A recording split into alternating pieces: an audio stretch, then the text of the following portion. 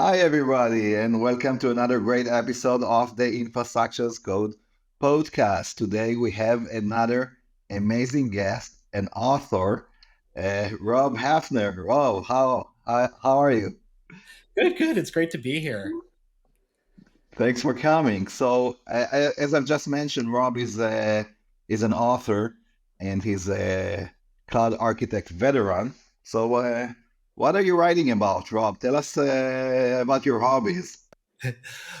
So right now, writing is my only hobby. It takes a lot to write a book, it turns out. I'm writing a book called Terraform in Depth for Manning Publications. It's all about Terraform with a focus at the start on kind of the basics, getting started, getting to use it, and then continuing with kind of the advanced topics of how to actually use Terraform in production. And what led you to writing this book? What is your background? I assume you're not, I don't know, a bass or a guitar player or something like that. You sounds like an infrastructure person, but tell us more about your background.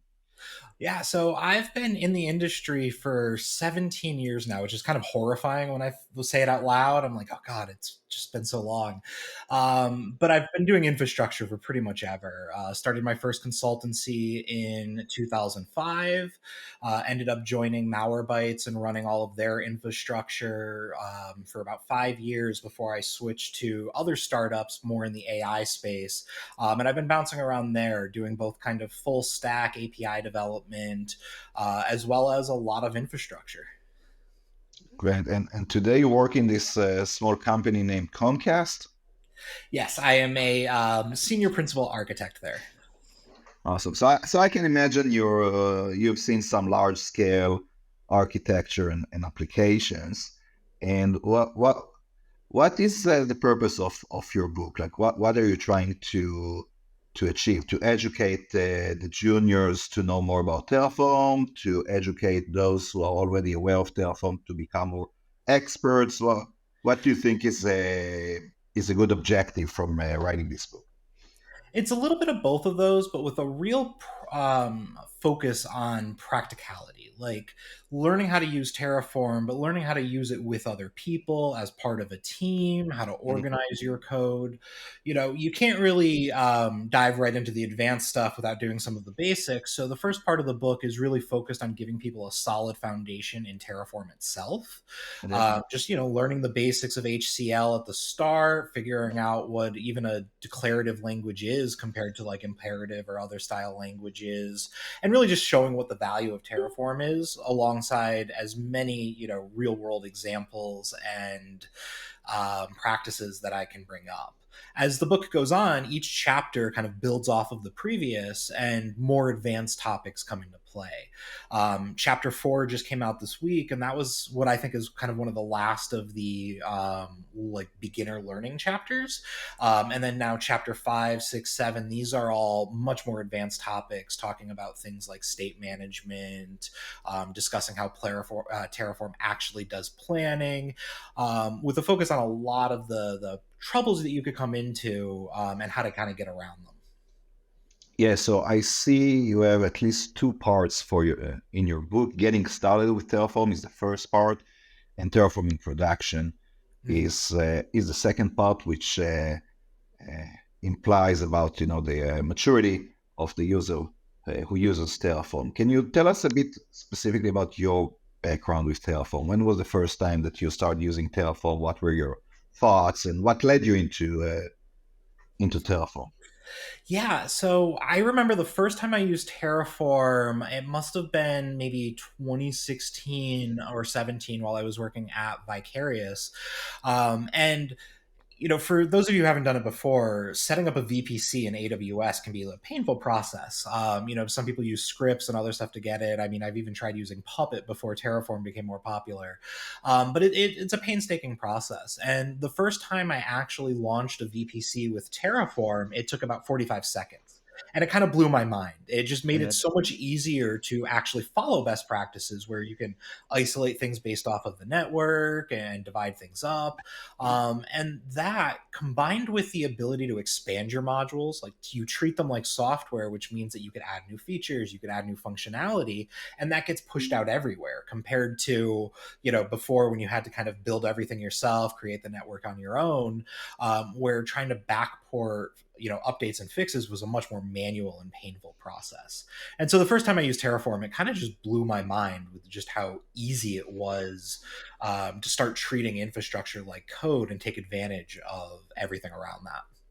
Yeah, definitely. And I assume that you've used the VPC module that is already existing in order to do that very, very quickly. Not sure if that's what you meant, but if that was the case, I want to shout out to another guest who was in this podcast a few episodes ago, the famous Anton Babenko, who actually wrote AWS modules, including the VPC module, for everybody to basically, you don't need to be a super expert to know all of those nuances, but you already have very mature modules.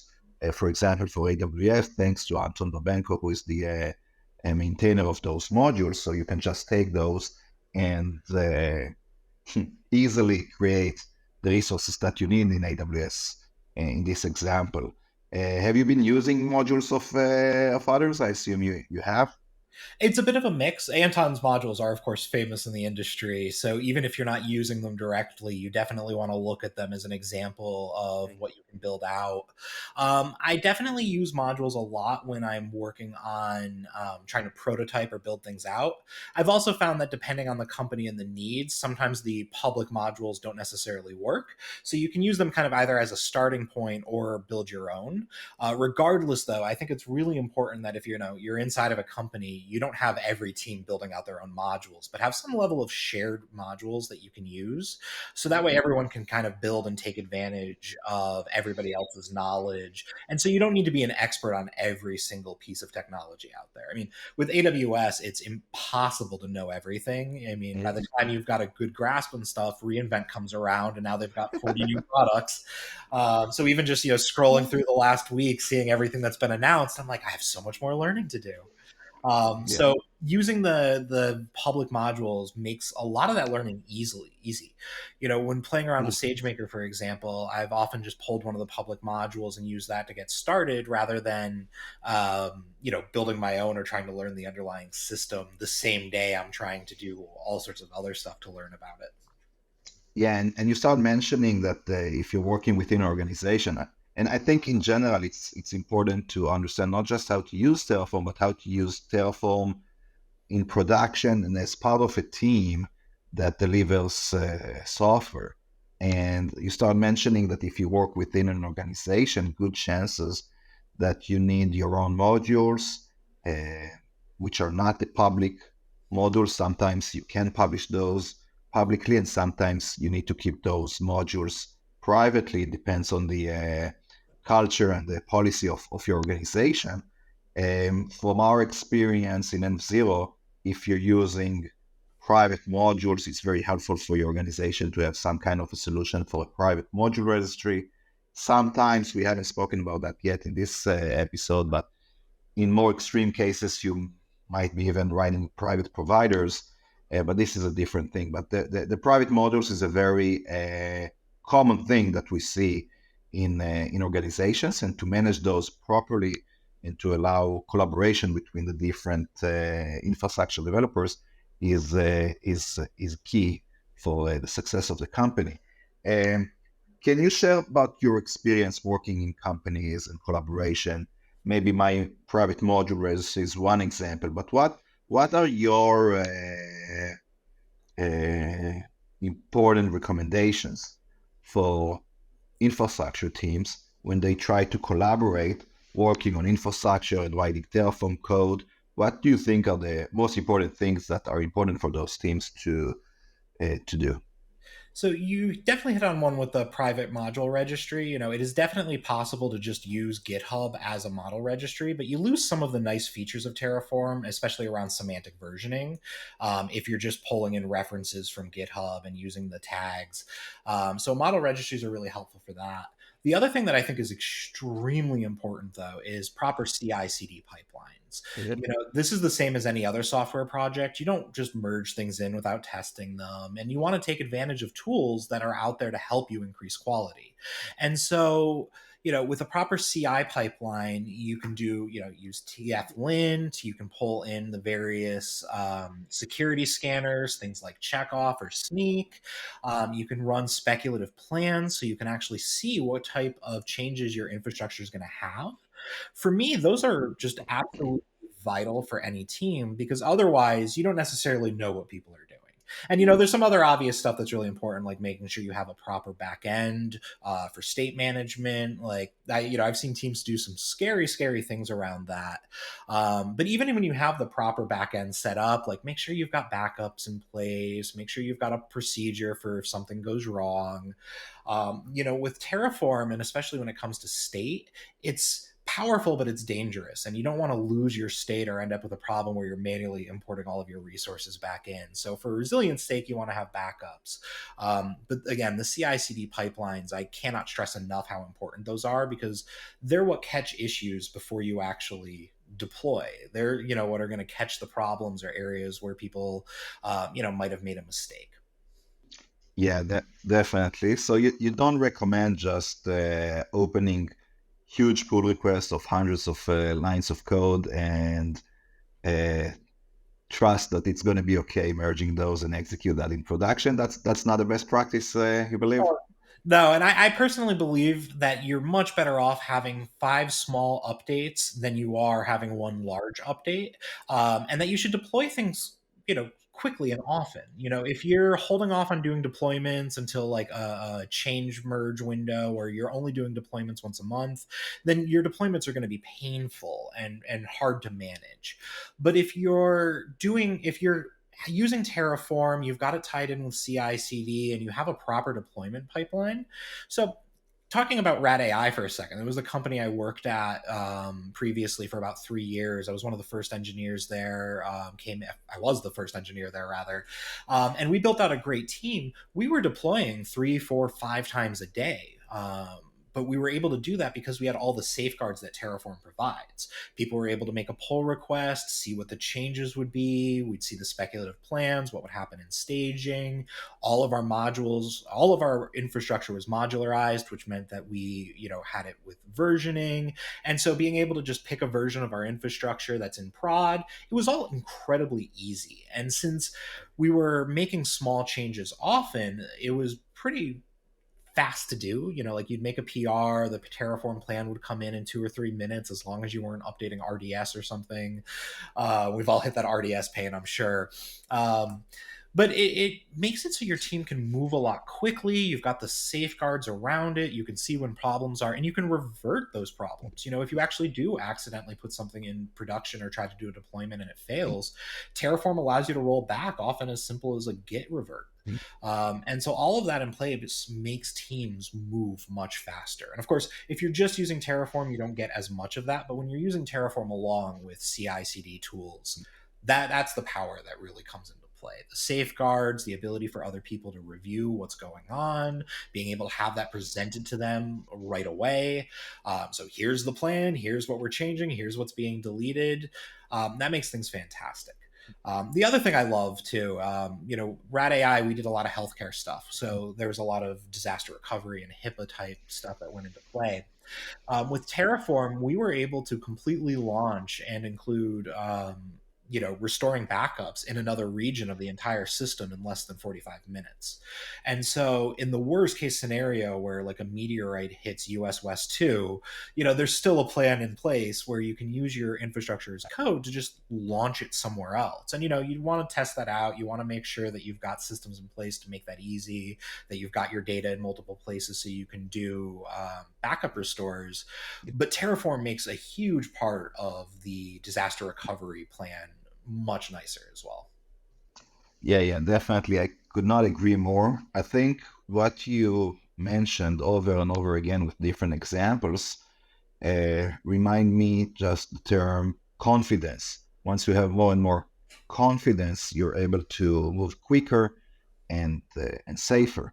And there are many things that can help you to increase that confidence. One thing is to do more smaller changes versus one big change, and to deploy often with those small changes, and obviously the guardrails that you mentioned. Another thing that is funny about the confidence, you randomly mentioned US West region.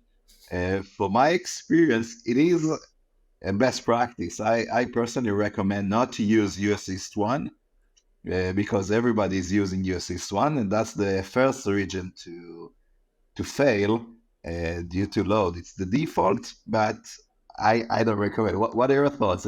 Was there a good reason why you chose US West and not US East 1, or that's just In random? in my Yeah. career, I've made it a goal to not deploy into US East 1. Mhm. Life goal right there, because as you say, that is the one that crashes or goes down the most. It's where they deploy the newest stuff. There are pros and cons to that. Like if you're trying to play around with GPUs, for example, US East 1 often gets them earlier. But if you actually want stuff for production, I always start with US West 2. That's Uh, a good example. Maybe, a best practice for our audience is to build your staging environments in US East 1, but build your production environments elsewhere. That's an interesting approach. And as you mentioned earlier, when you have state of all of your infrastructure, it's pretty easy to build multiple environments in different regions, as long as you manage your state properly and manage your environments properly and manage your CI pipelines properly. Uh, I, this is a podcast that has nothing to do with the company that I'm running N0, but in this conversation, I have to say that so many things that you mentioned, and N0 is there to help, but this is not the topic today. So let's talk more about the book. And sounds like you talk about all of the needed things that you need to consider when you try to manage Terraform at scale, in mhm. production, collaborate with your team members. You still didn't mention Terra Grunt. What are your thoughts about Terra Grunt? Will it be part of your book? Is it mentioned in your book? Yes, no, and why? Yep. So it is definitely mentioned in the book. Chapter 10 is focused on alternate interfaces with Terraform. So we're going to go over things like Terra Grunt, also things like Pulumi, CDK, TF, and all of those other tools that kind of either build off of or work with Terraform. Now, I will personally say that I've not used Terra Grunt a huge amount. I've used it a bit in the past, so it's an area where I'm kind of diving in and learning a little bit more about for the book.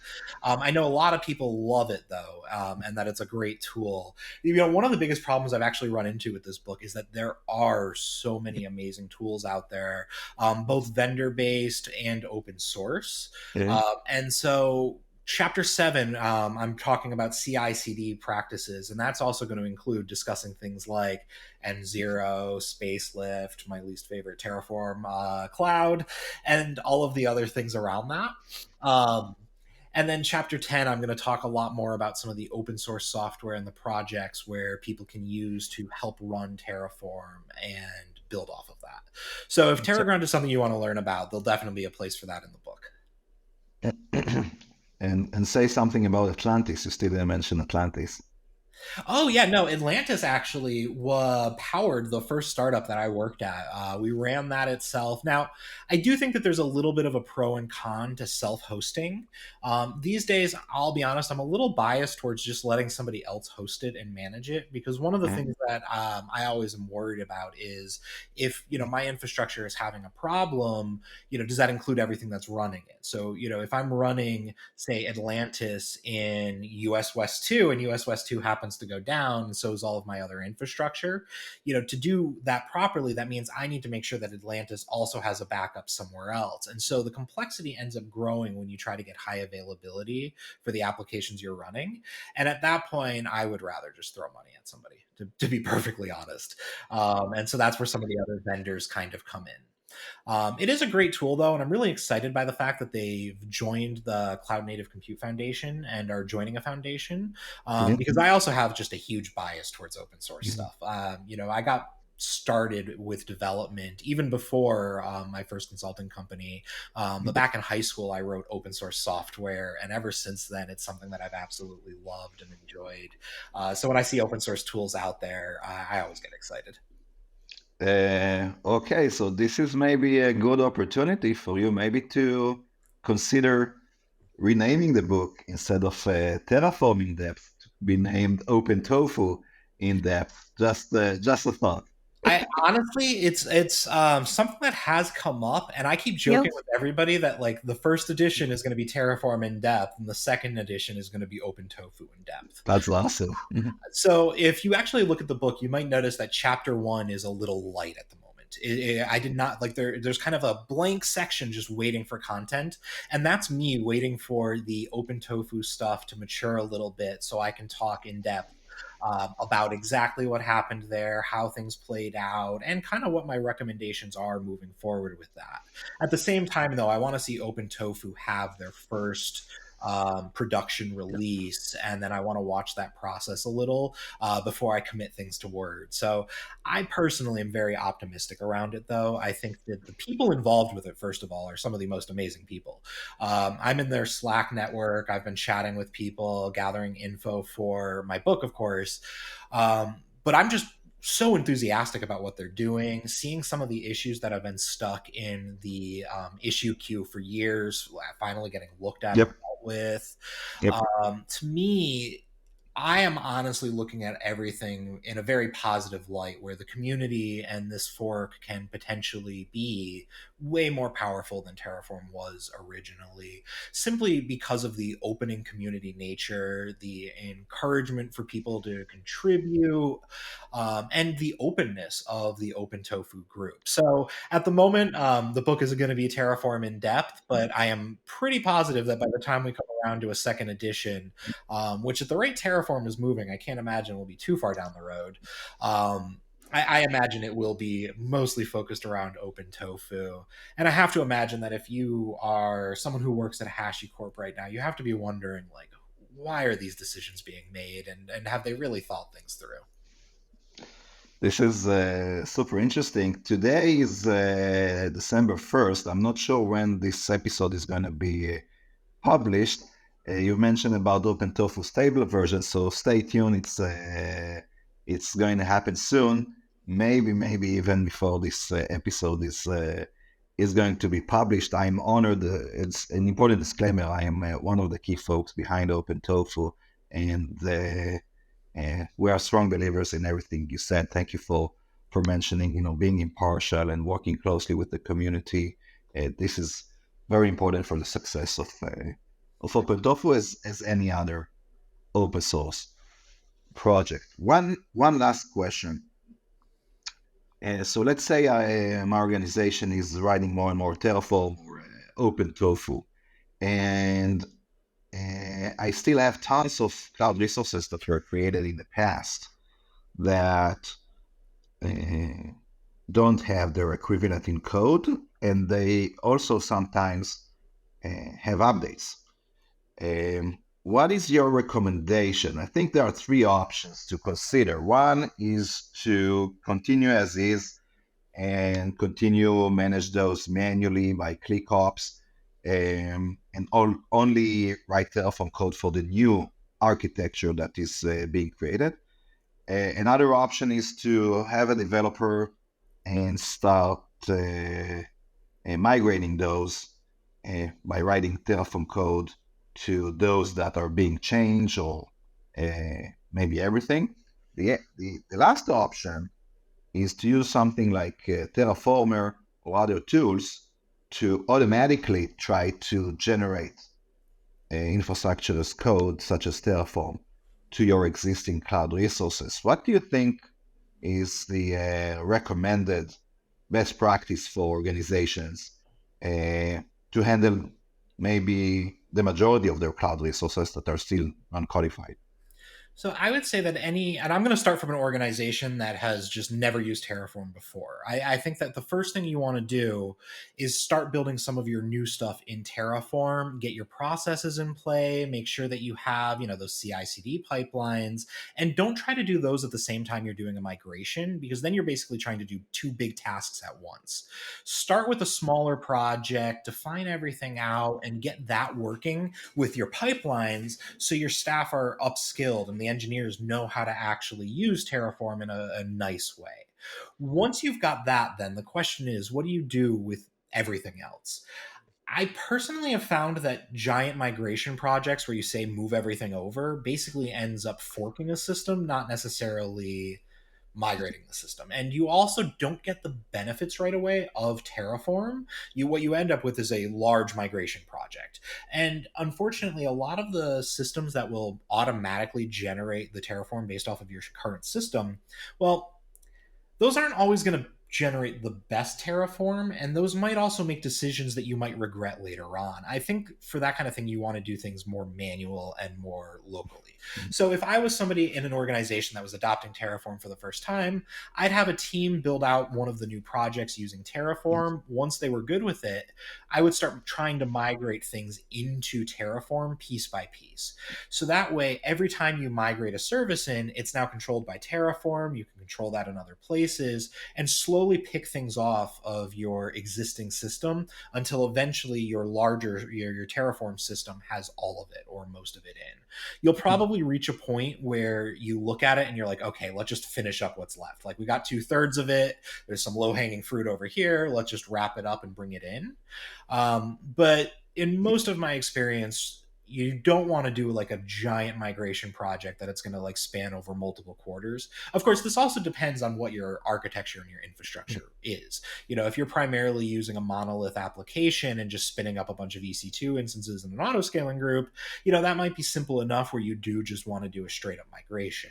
But if you've got a larger system that's been building up over years where, there's hundreds of services, what you probably want to do is target the services that are the least reliable or that are being updated the most often, so you get the most bang for your buck out of those early migrations. One other thing that also I love to bring up is Conway's Law. I don't know if you're familiar with Conway's Law, but it's a software architect thing where basically the idea that people's architecture ends up resembling their organization and communication structures. Really? If you've Yeah. got team, you might have one system, one group of modules. If you're a company with hundreds of people, you might have networking teams and cloud teams, and a lot of that is going to reflect in what your services are. And so for these larger companies, identifying the teams that are potentially just lower reliability, lower performance, like have a harder time deploying, those are the teams you may want to target initially and try to get on things like infrastructure as code, to try to just help them get those safeguards we were talking about, kind of coming back to the start of the conversation, like the safeguards that Terraform provides, the ability to do things like automatic linting and pull request reviews is so powerful that even teams that are having the toughest time are the ones Oh, you probably want to move over to it. awesome. Thank you so much, Rob, for all of those amazing insights and learnings that are now being transferred in a very efficient way with your amazing book, Terraform in Depth. I do want to say to our audience that I want to thank Rob for basically offering a group discount to our audience. So go to our comments and the description in the podcast, and you're going to see a link with a discount to the amazing book Terraform in Depth by Rob. If you want to purchase that book, please use the coupon. It will save you money and will make everybody happy. Thank you so much for educating, for sharing, for caring, for empowering the community. It's been a pleasure talking to you today, Rob. Anything else you want to say before we say goodbye? No, just thank you for inviting me. It's been fantastic. This is actually the first podcast I've ever been on, so it's been quite an experience. That's awesome. Our pleasure. All right. Thank you, Rob. And thanks everybody for joining us to the Infrastructure as Code podcast. Have a great day and bye bye.